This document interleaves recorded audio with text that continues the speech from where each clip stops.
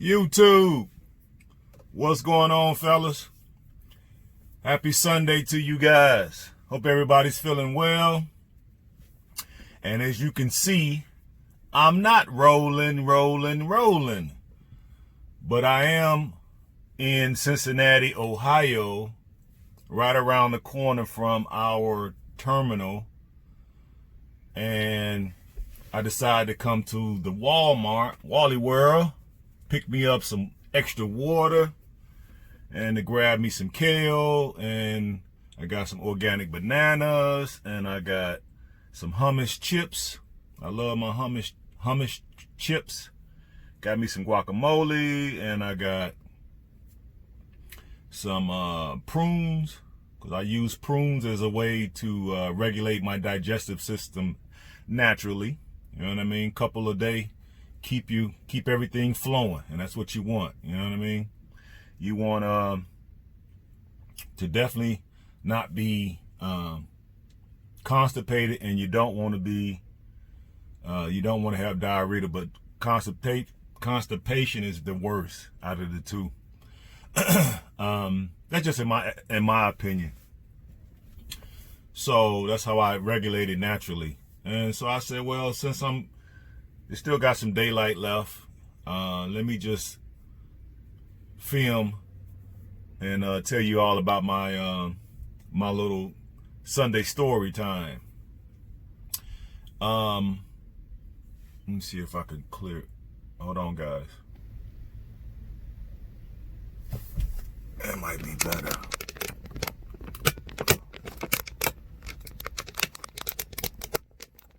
Let me see.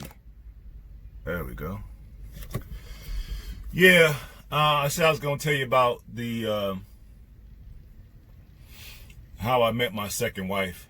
I used to be a real estate agent, and I had bought some properties because, you know, it's just hard to sell them at that particular time. So I would see a good deal because the sellers would call. You know, I was working at Coldwell Banker. So people would call in looking to sell their property. So, you know, if we couldn't sell them, the way I looked at it was, hey, I'd just buy them and then just create me a rental portfolio. And then push come to shove, I could just, you know, manage my own property. So that's basically what I did for quite a few years. And of course, I would only rent to really women because I felt like women would be easier to control. They're oftentimes they'll do as they told. They'll follow the policies. You know what I'm saying? As opposed to a guy. And you know, I tend to still lean that way because you know, I did pretty well. And then when I did have guys, I had trouble out of them because they felt like, you know, somehow I was some type of privileged person or whatever, and it wasn't. I was just, you know, seeing an opportunity and taking advantage of it. You know, it wasn't like I was privileged. I grew up poor, and, you know, I was turning the situation around just by using my intelligence of the market and being able to talk to sellers and convincing them to sell the property to me at a deep discount, which allowed me to be able to grab these properties for undervalued. And so I was making pretty good money off the rentals, which that's what I was doing. So people thought I was privileged when I wasn't. So when I would rent out my places, like sometimes I would buy my places and then tenants would come with the place, and then sometimes I'll buy a place and it was vacant and I would have to, you know, fill it with a tenant. So one of the buildings that I bought, I had tenants, you know, I inherited the tenants with it. And I had basically a whole building full of women. So I had my choice to pick, and it was about 1, 2, 3, it was 3 that were like, they can get the business. You know what I mean? Every night, the long way. You know what I'm saying? I was fucking with them the long way, but, you know, one of them had a man, or 2 of them had men, and 1 didn't. And so the one that didn't I guess she felt the energy from the other two, because even though those women had men, the men were, they wasn't they wasn't bosses like me. You know what I mean? I was a boss. I didn't work for nobody. I had my my own business or whatever. I drove nice cars. I dressed nice because I was a real estate agent. You had to dress up or whatever. So I was always nice, always well groomed. At that time I was getting manicures, kept my nails nice, always nice watches, nice cologne, nice cars, the whole nine. So I met my wife. Well, I met this woman, and I remember we got into an argument the first time I went to her house. Because she didn't believe that I was the owner of the building. You know what I mean? She felt like at the time, oh, this young guy, there's no way he could own this building. And I was telling her like, well, I don't know what you think, but I do own it. And, you need to call the old owner, because it was a lady. And she knew the lady because her and the lady's son were friends in college. So she called the lady, and the lady told her like, yeah, is the guy, 6-something, dark skin, or not dark skin, but kind of brownish, muscular dude. And then she was like, yeah.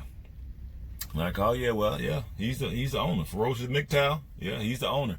So yeah, you pay his rent to him. I sold him the building, and you pay it to him. So she called me back like, oh yeah, okay, I got confirmation that you own the building or whatever. So you can, whenever you're around, come back around and pick up the, the rent check. So I was like, all right, cool. So I picked it up, and then she kind of laughed it off like, I apologize. I just didn't know, the lady didn't tell nobody she was selling the building and all that. And I'm like, yeah, that's true. Now, side note, guys, the building was a nice sized building. You know what I mean? I'm not going to tell y'all how big it was, but because it'll kind of give certain people some ideas of who I might be. But anyway, it was a nice sized building, and the lady's husband had passed away, and he had quite a few buildings, and she never really participated in the buildings at all. So when he passed away, she was basically stuck. So her thing was get rid of them suckers as fast as she could, and she didn't care what she got rid of them for. So I picked the building up for $100,000 below market. So I basically stole the building from the lady almost. You know what I mean? The first offer I gave her, which was my lowball offer, and she accepted it without any, negotiating the terms or anything. So I was like, great. Just a side note there. And then back to the story. So when the next month came and I went there to pick the rent up, all of a sudden this same woman looked totally different. I should have knew something was up. This shows you like we need red pill men, and we need red pills daily so we can learn how women manipulate, okay? I should have seen the writing on the wall, but I didn't, because I was single. I had all these properties. I had nice cars. I had plenty of money in the bank. I was just living life. Now, I didn't even have a girlfriend or nothing. I was just living. You know what I mean? That's why I say I've always kind of been in the bachelor lifestyle a long time, even before Mgtow was even a thing, even before we even gave it a name. And she saw that, and, and so the next time I went to go pick the rent up, she had her hair done, she had a little light makeup, she had her nails done, and it was summertime, like July or something, or August, one of them, July or August, I forgot exactly when, but it was nice and hot. I remember going there, it was nice and hot, and she had on a red fitted dress, but it was like a casual, it wasn't like a dressy red dress, it was like a casual, one of those casual red dress that was like made of the spandex type material. And I was like, Lord, when she opened up the door and came, because she had called me like, oh, if you're around, today I got the rent. I'm like, yeah, because I had a, apartment in the building. Man, she had this dress on, boy. I was like, oh my God, right? So she was like, I got a right to check out or whatever, so you could come in. So I came in, I'm sitting on the couch. I should have knew it was a setup. You know what I mean? But, didn't have red pill knowledge then. So I'm sitting on the couch. She comes out of the room and she hands me the check. Now, keep in mind, at the same time, she was cooking. And it was smelling so good. I hadn't had a home-cooked meal and I don't know when. And she in there cooking. I was like, man, it smell awful good up in there. And then she was like, yeah, I'm cooking this, this, this, and this. I'm like, oh, that sounds wonderful, right?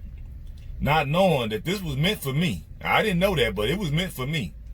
She like, so would you like a plate? I'm like, I should have said no, but I did think about it. I did think about it. Look at that cow just got out of that cow. Out of that car, that burgundy car right there. Yeah, pull your pants on up, you cow. Look at her. She's so big, stretch pants don't even work for that. Go leggings. They go another leggings, y'all. But anyway, back to the story. So, man, she give me that plate, dude. Look at pink whatever she got on, like a pink leotard. Her hair did, so you know she sneaking to the kitchen and getting her stuff done. But anyway, I digress. She give me that plate, fellas. Man, I ate that food. It might as well have been straight from heaven, because I hadn't had a home cooked meal in I don't know years. You know what I mean? The food was so good, y'all. I fell asleep, and she fell asleep too, because we was eating on the couch together. All right, we had those little, those little fold-out wooden, like, tables or whatever. We fell asleep right there from eating, right? And when I woke up, it was dark out now, and her head was on my shoulder. I should have known. I should have known. And then when I woke up, she kind of woke up too, and we looked at each other. We hadn't had no lights on because it was daytime when we fell asleep. And she kind of leaned toward me. I kind of leaned to her. I kissed her. And, man, shit. I was giving it to her all night. I was like, how did I get into this situation? All while I'm giving it to her, I'm thinking like, I know I'm doing the wrong thing. Business and pleasure do not mix. They do not mix. But it was too late, guys. I was too far gone. The food, she had the dress on. The hair was nice. She got a fat old butt. Nice chest, pretty face. Then she could cook. I'm like, oh my God. So that went on. Hell, I literally moved in with her that night. Do you hear me? I moved in with her. Head, I was hitting the back door, the front door, the top floor. I was hitting every hole. You know what I mean? From like day one. I should have knew it was a setup. You know what I mean? So I ended up moving in with her. It took about 4 months or 5 months for the BS to start. You know, it takes about 6 to 8 months to 12 months before the bullshit started coming. Because at that point, before that point, you're just dealing with the representative. So this was no different. Okay, this is the same thing. About the 6-month mark, here we go. Come to find out, this heifer is married. I'll give y'all a few minutes to just kind of ponder that. This heifer's married. Now, keep in mind, I've been living with her for these last 6 months. I'm knee deep in her every night. Okay? I ain't seen no dude. She done kept this dude so hidden. The dude had moved out, because he lived in that apartment too at one time. He had moved out. They had broke up or whatever. And he had got up with another chick. And he was living with this other chick. Right? So when I did come around her at that time when I bought that building, she was, by herself. But now, him and the other girl got into it. And the other girl basically was putting him out. And so he ain't had nowhere to go. So he figured, he come up with this old ingenious idea. Oh, I'm just going to go back and live with my wife. Get her back. Now, he don't know nothing about me, and I don't know nothing about him. But at this point, he trying to come back in the picture, so I guess she felt like he was going to pop up one day or something. So I guess she figured like, damn, I better tell Ferocious Mgtow, because it might be a problem. And I'm like, yeah. So by this time, I'm already, you know what I mean, I'm already stuck on stupid, sprung like a chicken. You know what I mean? Food, I'm sprung on the sex, I'm sprung on just her personality. So I'm thinking, okay, well, you know, dude left you, and I've been digging you out for 6 months. You mine, basically. You know what I mean? So I gave her an ultimatum, basically. Hey, you either, you know, you gonna hang out with me, or you can go back to dude. It's up to you. So she's like, no, I'm gonna hang out with you or whatever. So I'm like, all right, cool, right? So at this, now keep in mind, guys, at this same time, she was still paying rent. Now I'm living in the house, but even though I got an apartment in the building, but it's around the corner, I'm basically got moved all my stuff into her place. And so she was like, well, why do I got to still pay rent? I'm like, because you a grown adult woman and you got to pay rent wherever you at. I'm just your, you know, your boyfriend. I said, now I could always just get my little, you know, toothbrush and my 2 pair of socks and my boxes I got over here and move all this little stuff back over into my place, and you could come over there and spend the night, or I can come over here and spend the night, but you're going to continue paying rent. So, you know, of course, that wasn't going to fly with her, because now he didn't talk to her little girlfriends and like, girl, he don't care about you. He making you still pay rent, and you servicing him every night, and you cooking for him and cleaning and this and that, and you still got to pay. Girl, shoot, you better find you another man. So, of course, she bought into all that malarkey. Okay? And then here she come with her little, well, you know, since, you know, I still got to pay, and I can't really, you know, I'm not really making that much money as a legal, you know, secretary and blah, blah, blah. So I'm going to move in with my husband's parents, because they got a remodel basement into their place or whatever, and I could just rent that out, they said, excuse me, for a couple $100 a month. So I'm like, well, you know what? Sounds like a great idea to me. So she couldn't believe I was saying that. I said, okay, well, fine. So she packed up all her stuff, brought in the movers, just some guys she knew from school, brought them in. They packed up all her stuff. I'm standing right there. You know what I mean? I got my little locksmith guy. I got my little guy who, you know, sweep stuff and wipe, you know, clean the place up. So I got my little crackhead cleanup guy, and then I got my little wine head locksmith on standby. We just standing outside watching them move all the stuff out.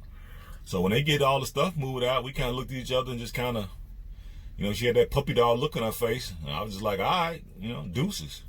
So we went up there, cleaned the place out, and mopped and swept and all that, and then changed the locks, front and back door, put some gates up, you know, so can't nobody get back in there, because, you know, I know that nigga had a key or whatever, but he ain't gonna be able to get in now. So once we got all the work done and I paid the 2 guys, they left, I went into my place, right? I ain't had nothing in there but basically a futon and my little TV, and you know, I'm basically living out of boxes, storage boxes or whatever. So I'm in the crib chilling. She called my phone, talking about, well, you know, why you let me leave? I'm like, what? What the hell are you talking about? She says, more manipulation, fellas. Why you let me leave? Well, hell, shit, I didn't force you to leave. You left because you wanted to. You the one came to me with all this garbage. I just accepted it. But did you want me to leave? I'm like, no, I didn't want you to leave. Well, why'd you let me leave then? Well, shit, why did you leave? Well, because I thought you didn't care about me. I'm like, well, I care about you, and, you know, you free to do whatever you want to do. Well, I didn't want to leave. Well, if you didn't want to leave, why did you leave then? You're like, I don't know. I said, see there, you making these dumb decisions, and now you don't even know why you're making them. I said, well, what do we do now? You know, me and all about solutions. Well, what are we going to do now then? Then she going to say, well, I don't know. I didn't want to leave. I know that. I said, well, you can't go back to that apartment. You know, I got the painters coming. I got, the guy's going to put some new tile down in the kitchen. I got, it was a couple little broken windows. I got the glazer guy coming in to fix these windows. I said, I'm going to rent this apartment out for more. You know, I'm going to be able to get $250 more once I get it all fixed up. because you was paying low rent because you knew the owner. So I'm not finna let you move back in there. Sure.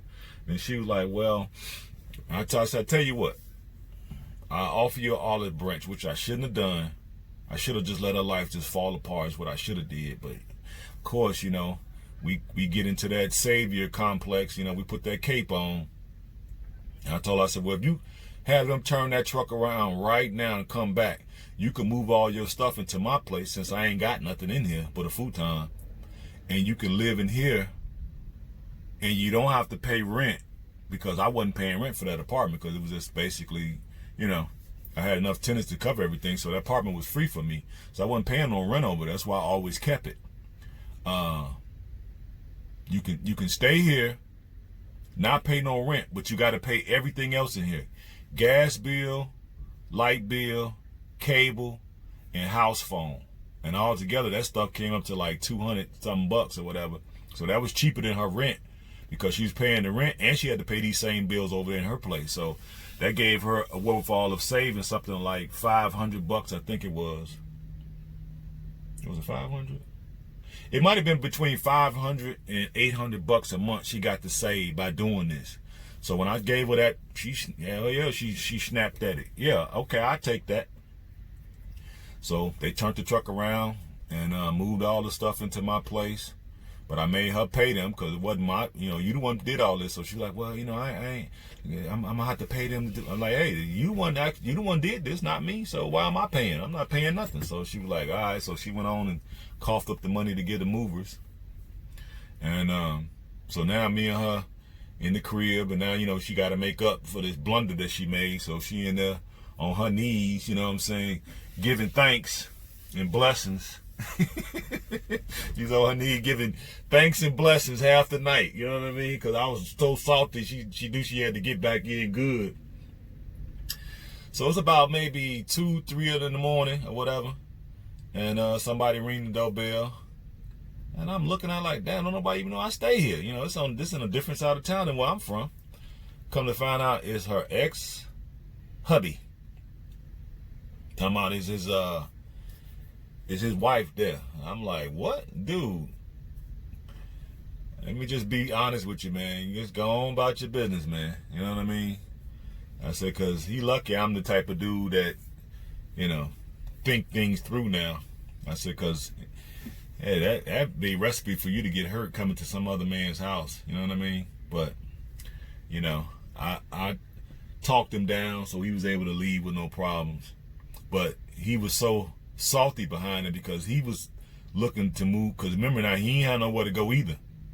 So that's why he probably suggested that now that I put the pieces together, he didn't have nowhere to go, so he probably moved in that basement and then offered to bring her, okay, and she wasn't gonna have to pay nothing. That's what it was. You know what I mean? But whatever reason, I guess she didn't want to do it. So the thing that got so screwed up was the fact that now that she back with me, it made him look bad. You know what I mean? His parents looking at him sideways, whoever he was talking to in his little inner circle, they probably looking at him sideways. And so, you know, they got the better of him, you know what I mean? So I know, remember now, she was a single mother. Another thing I messed up at. I never should have married no single mother. But that little boy was only 2, you know. And of course, I love kids because I told y'all before, I went to university to become an educator. So I love kids with a passion. And, you know, I saw the little boy for the first time. He was 2 when I met her. I just fell in love with the little boy. So, you know, I was ready to raise him to be, you know, an upstanding young man. And then by me having a son too, and my son was 1, okay, yeah, because they only a year apart. So my son was 1 and her son was 2. So I was like, okay, cool, you know what I mean?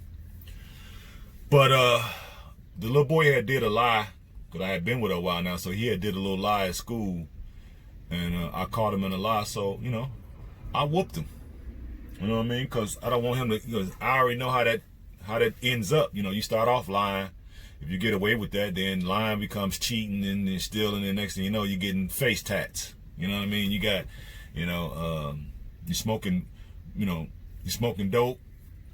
Now you want to carry a gun, now you want to be in a gang. So it starts from that little lie that you get away with. You know what I mean? So I wanted to make sure that he knew, if you get caught in a lie, that there's going to be some type of, consequences and repercussions behind that. So I whooped him or whatever. So, I would never keep another man away from his seed. So, he would come to get his kid, and I would do the transfer or whatever. She would be upstairs in the apartment, and then I would bring the little boy and do all the stuff. That way it kept down the confusion. So I thought we were cool. You know what I mean? I didn't have no ill feelings toward him or whatever. I treated him like a man. You know what I mean? And I treated the little boy like he was mine. So I had no ill will, nothing at all, period. The better man won out is the way I looked at it. And, but of course, he was a simp, mangina. He didn't look at it that way. You know what I mean? You left the woman, whether you left because of it was something that she did or something you did, however it happened. You know what I mean? It didn't have anything to do with me. But, he gonna take it out on me basically. So what he did was when he picked up the little boy, I guess he must have been, because I'm sure the little boy wouldn't just flat out tell him that, my stepdad, he whooped me. I don't really see him saying that. More likely the man probably was interrogating the little boy, and then he gave him what he wanted to hear, like, oh yeah, he whooped me or whatever. But I'm sure he explained to him why, because when I was whooping the boy, I explained to him why you were getting a whooping. He knew he got caught. You know what I mean? So what the man did, he waited all weekend and then brought the boy back. We did the exchange. He didn't say nothing to me. That would have been the time to say something if you call yourself a man. But of course, we got men running around here. They swinging, but they act like chicks. So he ain't say nothing to me during the exchange, right? The next morning, we get a call from, what is that shit? DCFS. Talking about they need to investigate a claim of abuse. I'm like, are you serious right now? Are you serious right now? I'm like, so who put forth the claim? And then they said his name. I'm like, well, yeah. Okay, well, when y'all need to come out here? So the lady said, oh, we're going to come out this week, blah, blah, blah. I'm like, fine, come on out. Man, they come out. Me, her, and the little boy in the living room. We sitting there with the social worker lady. And of course, she started out real, aggressive in her interrogation of me. You know what I mean? But it was cool. It was cool beans with me. I ain't had no problem because I hadn't did anything wrong. So I'm explaining to her what the situation was. She steady getting hostile and aggressive, and I just kept my composure, calm, cool, and collective. And then she wanted the boy to remove his shirt and his pants, which to me, I felt strange doing that, but I went on and did it, and she saw wasn't no marks on the boy or nothing like that. And then she asked him, she's like, well, I want y'all to go in the back, and then I just want to talk to him. Okay. So I overheard her saying, like, well, how do you feel about, ferocious Mgtow? And then the boy was like, he loved me. Clear as day. I love him. Well, how you feel about him whooping you? Like, well, I was bad. And the boy was genius. Now, he probably fell off since me and her got divorced, but that little boy was a genius. He was so smart. He was so intelligent. I don't know where he got it from, because she was an idiot and dude was an idiot. So it probably skipped their generation. Must have came from the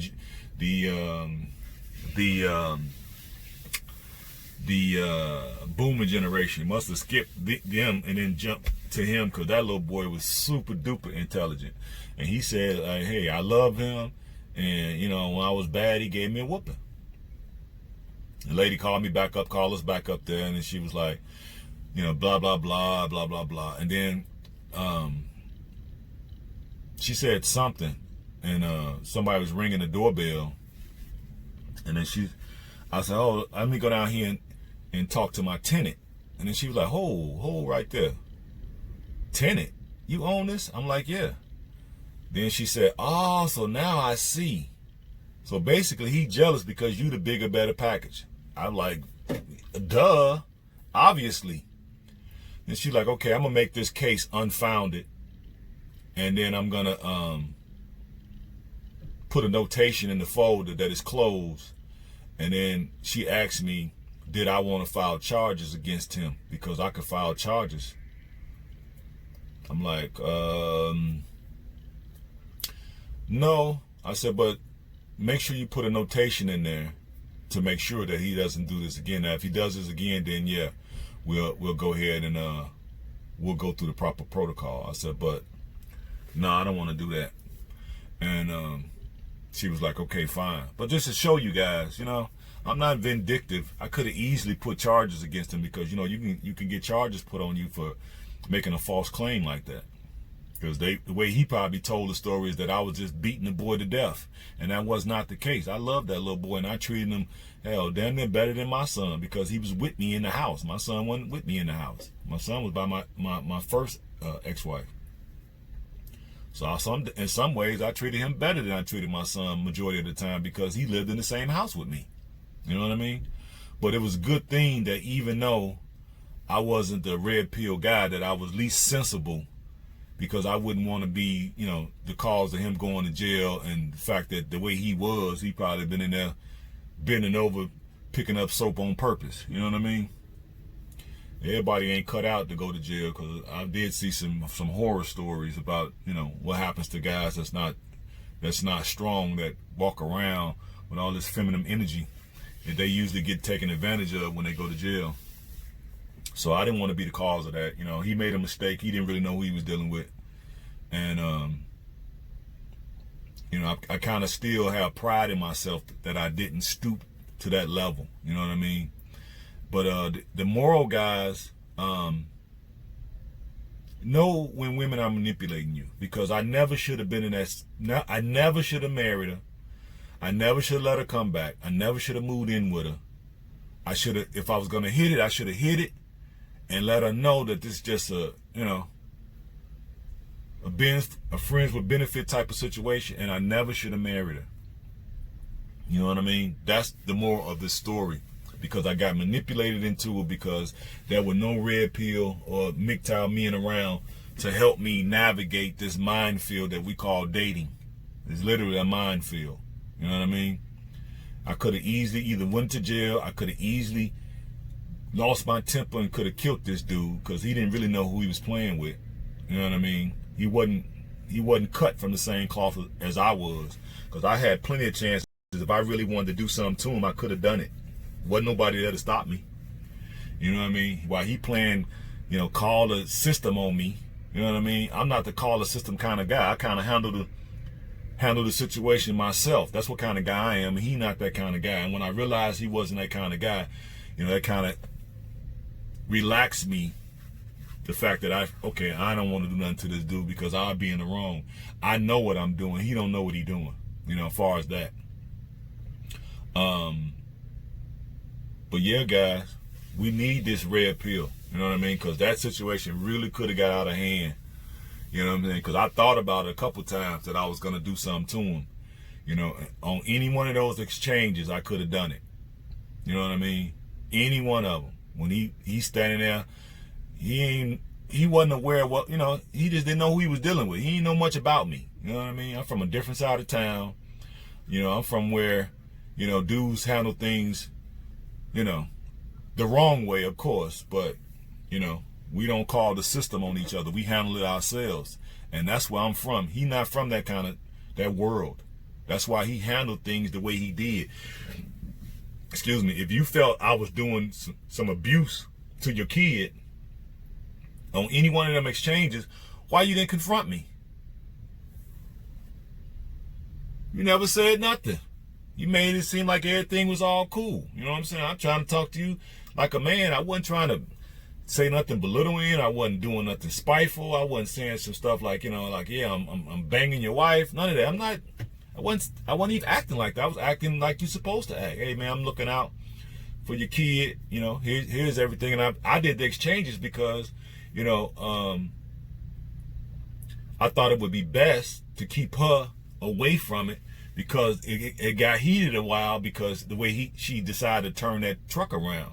He was really upset about it, so I didn't want him to, like, I'm upstairs chilling and then she making an exchange and he's still bitter about what happened and decide to hit her or whatever. Then that really would have just took everything off the table, and I would have probably killed them. And I didn't want to do that. That's the reason why I did the exchanges. You know what I mean? But I never really should have been in that situation, guys. When she told me she was married, irregardless of how good the sex was and the food and the this and the that, I should have let it alone. Now I realize I should have let it alone. You know what I mean? But, I did have some good experience with that chick, and we ultimately ended up divorcing. But the best thing about it, I didn't have no kids with her, and I did enjoy the time we were together. But I'm glad I didn't have no baby with her, because she used to beg me for a child, and I was like, nah, I'm not doing it. Not doing it. And I'm glad I didn't, because right now we'd be dealing with a situation where, well, no, we've been divorced 18 years now, so if we did have a kid back then, my kid would be grown. But I'm glad I didn't do that. I really am, But okay, guys, that's my story, and the story is, learn women's manipulations, so you don't get put in this situation, because she definitely, manipulated me, and she put me in this situation because she knew she was married, and she didn't come out with it, and she wasn't forthright with the information, because she knew if she had told me, I probably would have left. You know what I mean? So she manipulated me into that whole scenario, and that's the only reason why we ended up getting married. But now I understand female nature. I understand the manipulations. So at a point, I can deal with them. But when I start seeing the manipulations, I make a mental note of it and start making a tally of all of the manipulations, and then I can just get out of the situation whenever I feel like it at that point. But there's no more manipulating me to that point. It's not. Now, I won't say I won't get married again, because I will, but it will be in Africa or South America or Asia. You know what I mean? And it's going to be a virgin.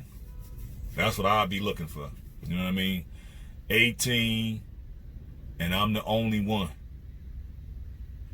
But other than that, if she ain't 18 and I'm the only one, then I ain't married no more. I have a girlfriend or whatever, but I'm not marrying no more unless she's 18 and she's a virgin.